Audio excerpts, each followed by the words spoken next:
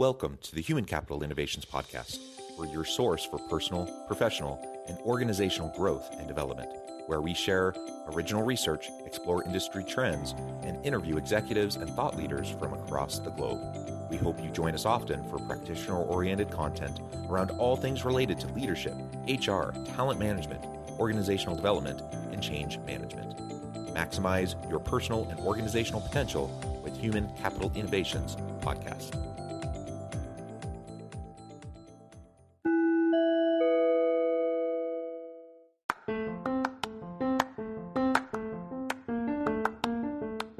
If you enjoy the Human Capital Innovations Podcast, enjoy ad-free listening by going to the Patreon page, and please consider contributing even at the producer or sponsorship level.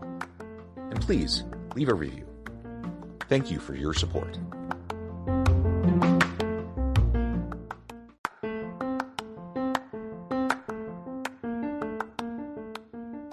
Welcome to the Human Capital Innovations Podcast. In this HCI Podcast episode, I talk with Matt Wilkerson about the benefits of externship programs for the student and for the organization.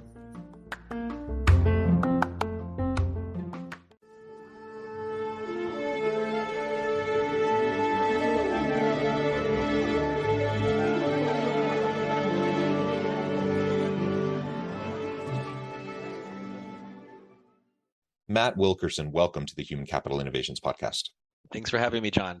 It is a pleasure to be with you. You're joining us from New York. I'm south of Salt Lake City in Utah.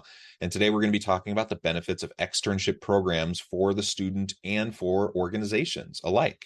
I'm super excited to talk about this. I think especially amidst the current labor market and the need to reskill and upskill the workforce and to attract and retain really great talent. I think the ability to utilize externship programs can be a really important strategic piece of an organization's overall staffing and talent acquisition strategy. So I think this will be a really fun conversation. As we get started, I wanted to share Matt's bio with everybody.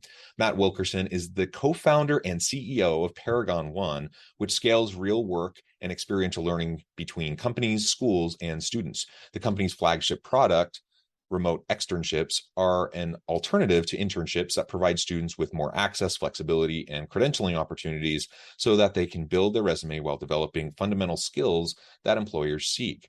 Matt holds both a BS degree in computer science and engineering and a BS in management science from MIT. Again, a pleasure to have you. Anything else you would like to share with me or my listeners by way of your background or personal context before we dive on in? No, that's great. Just, engineer by training, worked in financial services and VC right out of school, and was an entrepreneur before this in e-commerce before starting Paragon One. Wonderful. And why don't we start there? Why don't you tell us a little bit about the background behind Paragon One, how that came about, the mission, why you started the company, and then we can go from there. Paragon One's mission has been to help organizations expand economic opportunity.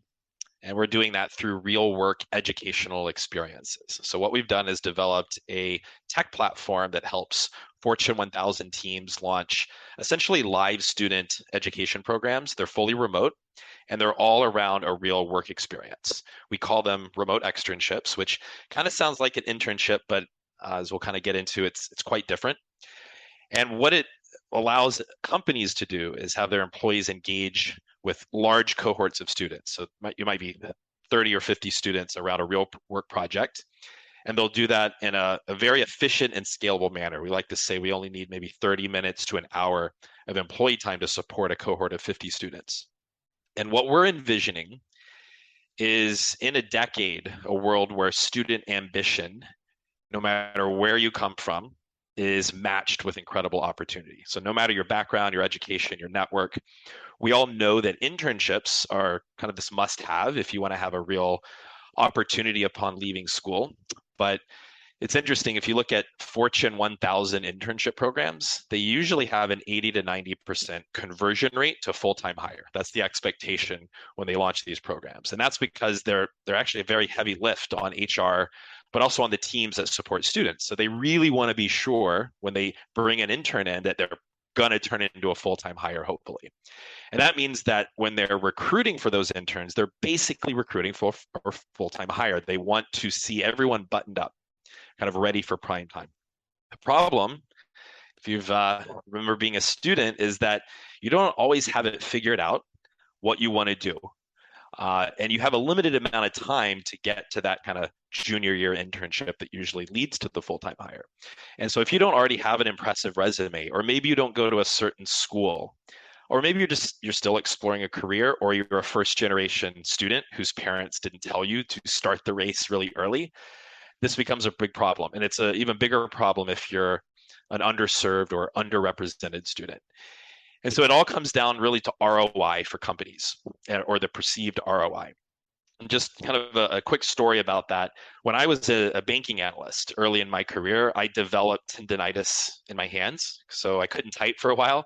And my job at that point was just to sit behind the interns who, were kind of green, lost, needed a lot of help. And I mentored them. I coached them on financial analysis, how to do PowerPoint, how to do spreadsheets. And all of those interns got offers at the end of the summer to come back into the team I was at with Morgan Stanley because they had all this great training and support. But there's not usually some worker sitting around with nothing else to do to just train the interns or train the first year students. And so that reality that employee time is very, very valuable. People are busy. That keeps a lot of these opportunities from students at the end of the day. So what we wanted to build with Paragon One was a solution that did a couple of big things. We wanted to provide a real work experience to students who may also still be exploring what they want to do.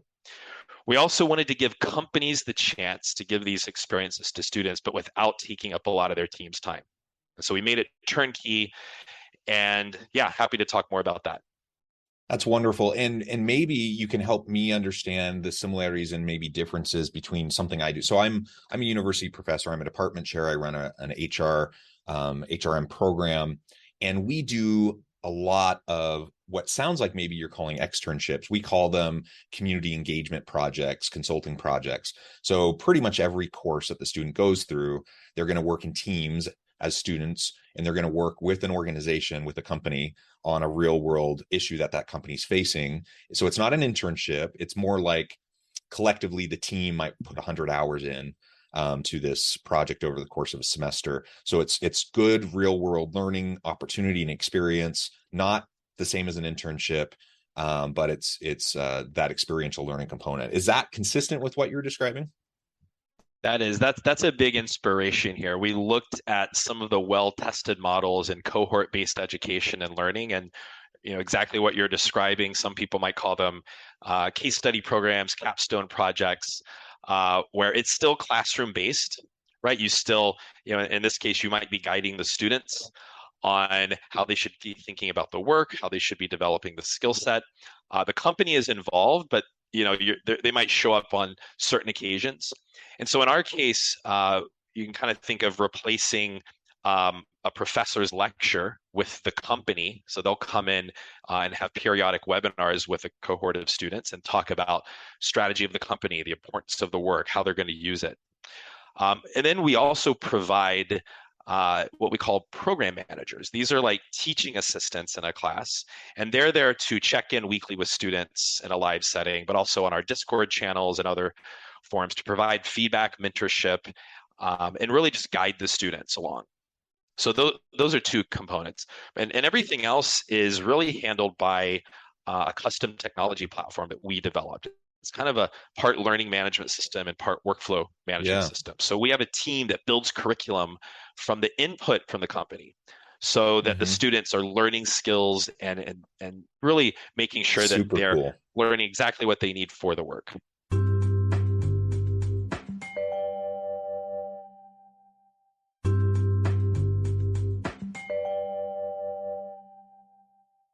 Yeah, that's super cool.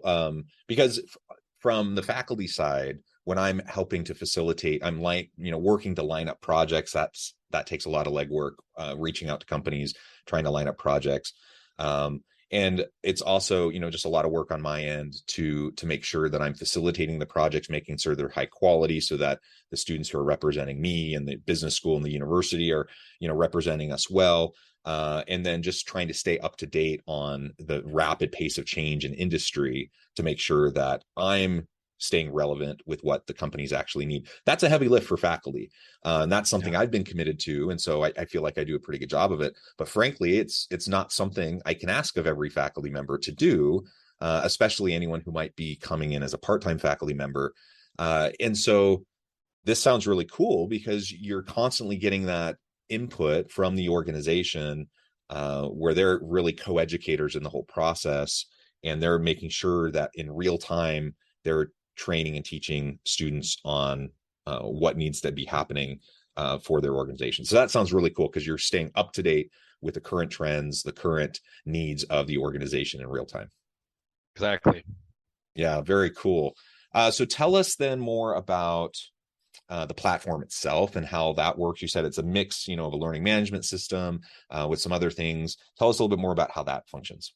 Yeah, so the idea behind our platform and our tech is that we want to make everything turnkey. So starting with the recruiting of the students, the assessment, onboarding, curriculum and training, but also as the students go through each week, and these programs usually are 6 to 8 weeks long.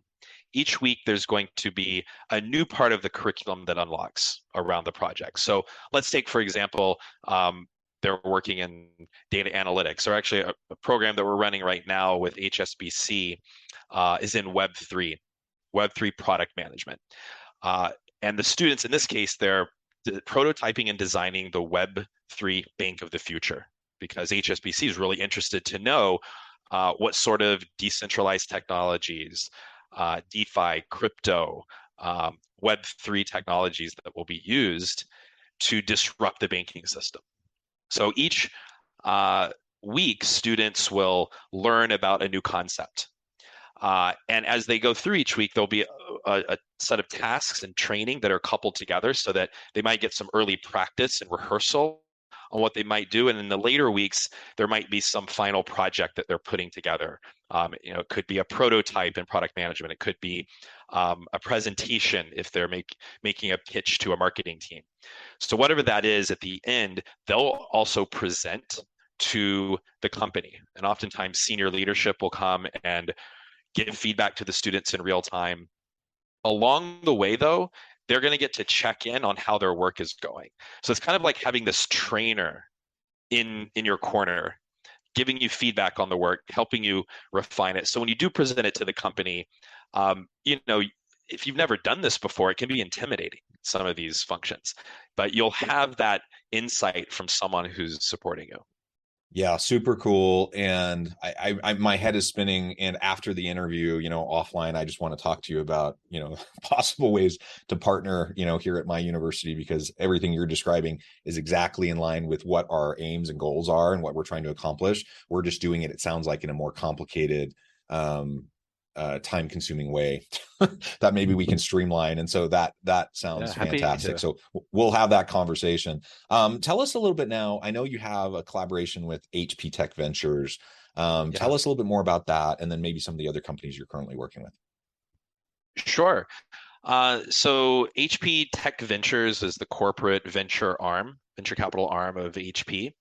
And over the last 18 months, we've worked with close to 500 students on basically learning how to be a venture capitalist. So these students are coming in and researching industries, researching sectors, and promising startups that have really transformative technologies, and kind of doing the work that you would if you were a venture capital associate coming in and sourcing deals.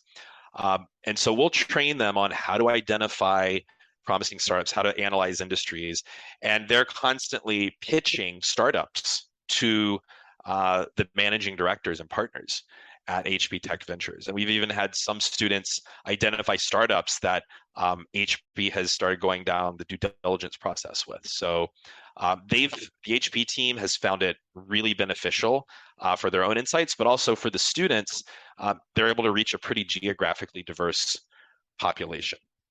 Yeah, and you've mentioned that previously. I just want to put a fine point on that, because it really is one of the huge benefits of this externship approach. Is the remote externships allow you're not limited to one geographic location, and you're not limited to those people that disproportionately come from upper middle class, well-off families, and can we reach the marginalized, disadvantaged, or underprivileged populations and give them opportunities as well? So it's really an economic mobility kind of a tool and strategy that we're really helping to level the playing field and give everyone a real chance to develop the skills that organizations need so that they're ready to go and make a contribution, make a difference. And that's clearly a win for organizations. They say that constantly. I know here at our university that we try to have those constant conversations with industry. We have industry advisory boards for each of our programs. We're constantly doing these projects. We're constantly trying to make sure that we're preparing students that have relevant skills to go out into the workforce and make an immediate contribution.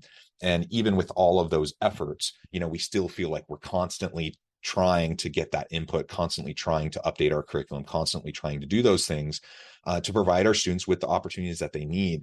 And so what you're describing is really the great equalizer in my mind, that now you're giving students the way to tap into deep learning almost universally, right? So that we're not pegging it and limiting it to the privileged few, but now we're giving this opportunity to a lot of students, a lot of people that can now go make a difference. That's better for society as a whole. That's better for organizations that need to reskill and upskill their employment pool and their talent, their staffing, and just a win all the way around. So I think that's fantastic.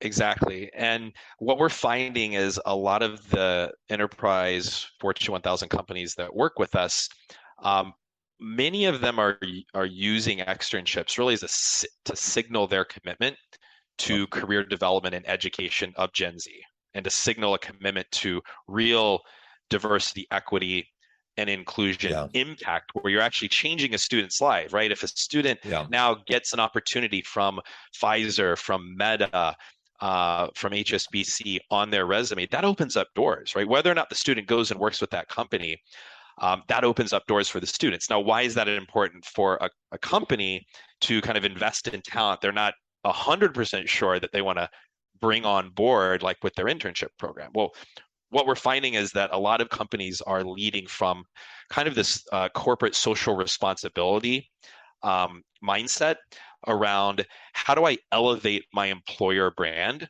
with Gen Z? How do I show that signal of commitment?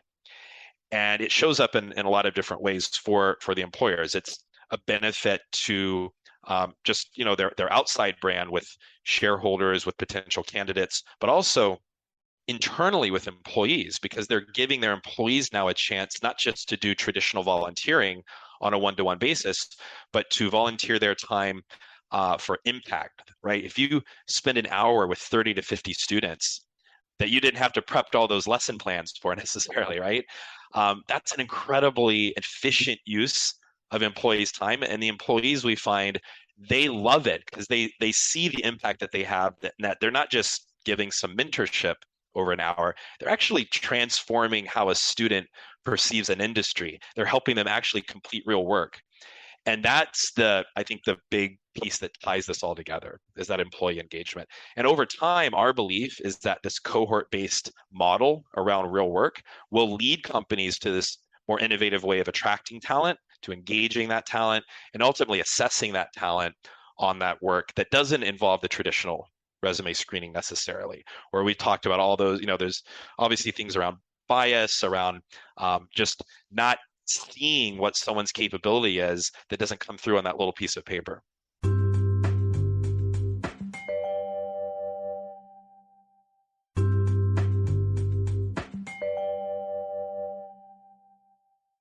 Yeah, very well said. And let's not also forget that when students are working on projects that are addressing a real challenge, a real problem for organizations, that adds value to the organization here and now. So even if they don't end up hiring a bunch of those students later on, they've still received value, and often at a bit of a discount rate, right? So like my students, they'll go out and do pretty substantial consulting projects for organizations, often projects that organization's not really going to get to on its own.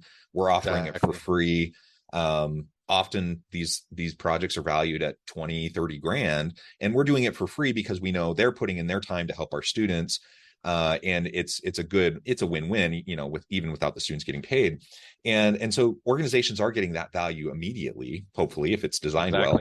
And then, of course, then they have the pipeline, the diversity, equity, inclusion pieces, the social impact pieces that you've been talking about, all of which will be a good win for the employee experience, employee branding for the organization. Wonderful, wonderful. Exactly. So tell us a little bit more then, maybe in our final few minutes, about the successes you've had so far. Yeah. Oh, I also do want to hear if there's other, companies that you want to mention that you're working with. But what have successes looked like so far at Paragon One, and where do you see yourself going in the next several years? Sure. Well, I'll start off with a couple of the biggest metrics that we track. The first is the success of our externs. Like, where do they get jobs afterwards? Did the externship help them land that job?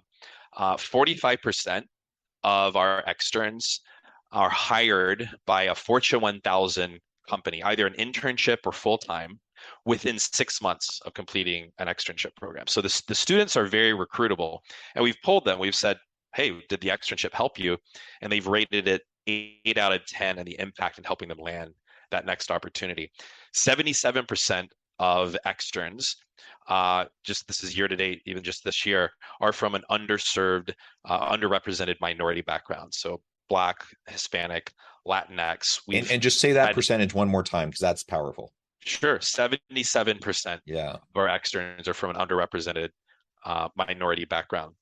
And we just last month, we had over 1,100 active externs doing 6 to 8 week externship programs. And we've got some companies this year that will serve themselves over 1,000 students through their brand on externships. And so some of the companies that we're working with, PwC, Meta, National Geographic, Pfizer, the Nature Conservancy. This year I mentioned HP Tech Ventures. This year we launched programs with Cargill, HSBC, Beats by Dre, and then we're actually about to announce a program we're launching later this fall with Home Depot. 100% of our enterprise customers last year have renewed or expanded with us. This year, all of them have made hires from the externship pool. And we also, of course, track, a couple other stats on the DEI side. Close to 60% of our externs have been women, and 15% identify as LGBTQ. We also track the satisfaction of our students. So we track what's called the Net Promoter Score. And so it generally asks, okay, would you recommend the externship to a friend? And we rank 70. 70 is usually, if you're above 50, it's considered excellent. So our NPS score with students is over 70. And we have a very strong ambassador network. That's something that we're very proud of. We students who graduate externships, they get a certificate, they go online through their social network and invite other students to apply. They go on their school communities, invite other students to apply. And so some of our programs, the majority of the applicants have actually come through the ambassador network. And that's how we want to get the word out to the student community. And can you speak just for another moment on the certificate piece? Because in this world of micro-credentialing and professional certificates, that's something that I think resonates with a lot of people as they're trying to prepare for their career. Yeah, so we issue all of our certificates through a platform called Accredible on LinkedIn. So it essentially becomes a LinkedIn certificate that can be verified and validated through Paragon One that they did complete that experience with the company.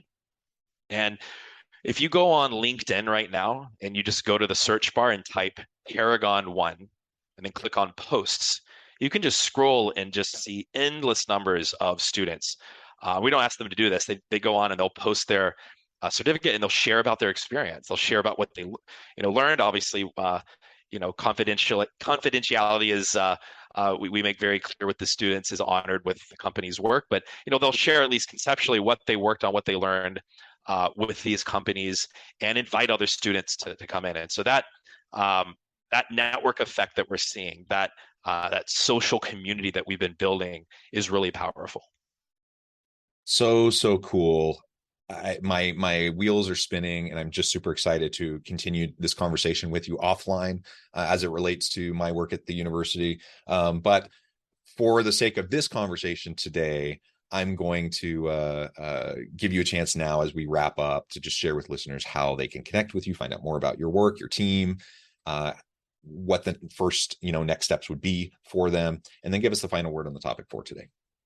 Absolutely. So you can reach me at Matt, M-A-T-T, at paragon1.com. That's spelled out PARAGONONE.com.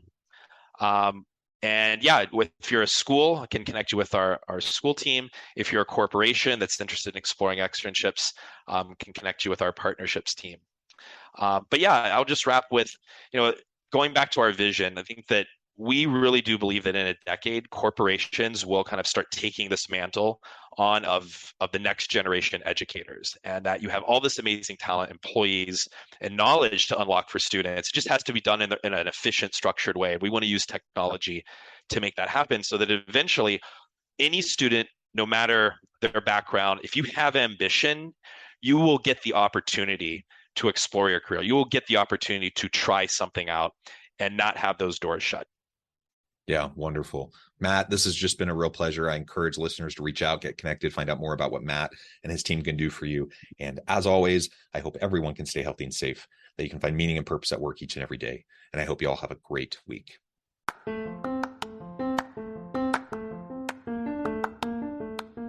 you enjoy the Human Capital Innovations podcast? Enjoy ad-free listening by going to the Patreon page. And please consider contributing even at the producer or sponsorship level. And please leave a review. Thank you for your support.